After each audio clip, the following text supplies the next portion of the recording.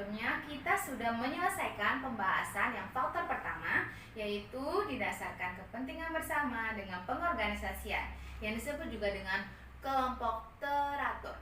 Nah, pada pertemuan hari ini kita lanjut kepada faktor yang kedua, yaitu didasarkan atas kepentingan bersama tanpa pengorganisasian, yang disebut dengan kelompok tidak teratur.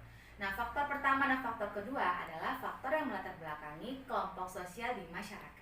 Nah, selengkapnya ada di video ini. Tujuan pembelajaran hari ini yaitu kamu diharapkan mampu mengklasifikasikan berbagai bentuk dan jenis kelompok kepentingan di masyarakat. Anak-anak, buka buku kamu. Materi hari ini ada pada buku paket sosiologi di halaman 25-28. Simak terus video pembelajaran ini sampai akhir dan selamat belajar. 2. Didasarkan atas kepentingan bersama tanpa pengorganisasian, yang disebut kelompok tidak teratur. Adapun kategori kelompok tidak teratur sebagai berikut. A. Kerumunan. Kerumunan adalah individu-individu yang berkumpul secara kebetulan di suatu tempat dan juga pada waktu yang bersamaan. Kerumunan jelas tidak terorganisasi. Ia dapat mempunyai pimpinan, tetapi tidak mempunyai sistem pembagian kerja maupun sistem pelapisan sosial. Artinya, interaksi di dalamnya bersifat spontan dan tidak terduga, serta orang-orang yang hadir dan berkumpul mempunyai status sosial yang sama. Kingsley Davis mengemukakan jenis-jenis kerumunan sebagai berikut. 1. Kerumunan berartikulasi dengan struktur sosial. A. Kelompok ekspresif yang telah direncanakan, yaitu kerumunan yang perhatiannya tidak begitu penting tetapi mempunyai persamaan tujuan yang tersimpul dalam aktivitas kerumunan tersebut, serta kepuasannya yang dihasilkan. Yang B. Penonton atau pendengar yang formal, yaitu kerumunan yang mempunyai pusat perhatian dan persamaan tujuan tetapi sifatnya pasif. Kedua, kerumunan yang bersifat sementara.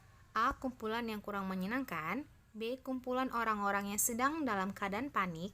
C. Kerumunan penonton yang terjadi karena orang-orang ingin melihat suatu kejadian tertentu. Jenis kerumunan yang terakhir, kerumunan yang berlawanan dengan norma-norma hukum. A. Kerumunan yang bertindak emosional. Mereka biasanya bertujuan mencapai suatu tujuan tertentu dengan menggunakan kekuatan fisik. Dan B. Kerumunan yang bersifat immoral, yaitu orang-orang yang sedang mabuk di pinggir jalan. B. Publik. Publik adalah kelompok yang bukan merupakan kesatuan. Interaksi yang terjadi secara tidak langsung melalui alat-alat komunikasi seperti radio atau film, yang memungkinkan publik untuk memiliki pengikut yang lebih luas dan lebih banyak. Setiap aksi publik diprakarsai oleh keinginan individu, misalnya pemungutan suara dalam pemilihan umum. Publik mempunyai tujuan yang lebih terarah, pandangan terhadap masalah, dan mampu menentukan sikap serta menentukan pilihan. C. Massa. Massa diartikan sebagai kumpulan orang yang tidak saling mengenal, berjumlah banyak, anggotanya heterogen, berkumpul di suatu tempat, dan tidak individualistis. Kesadaran diri mereka rendah, tidak terorganisasi, tidak bertindak untuk dirinya sendiri, melainkan ada penggerak di belakangnya untuk memanipulasi mereka, dan identitasnya sulit diketahui. Ciri massa yang menonjol adalah suatu kumpulan yang heterogen sehingga identitasnya sulit diketahui. Keragaman massa tampak dari diferensiasi status sosial, taraf hidup, pendidikan, keturunan, pekerjaan, jenis kelamin, laki-laki maupun perempuan, dan agama. Dari penjelasan materi hari ini dapat kita simpulkan yaitu kelompok manusia yang dalam mekanismenya tidak memiliki pengorganisasian atau kelompok sosial tidak teratur dikelompokkan ke dalam 3 golongan besar, yaitu kerumunan, publik, dan massa. Nah, ketiga kelompok ini memiliki definisi, ciri, dan contoh yang harus dapat kamu bedakan.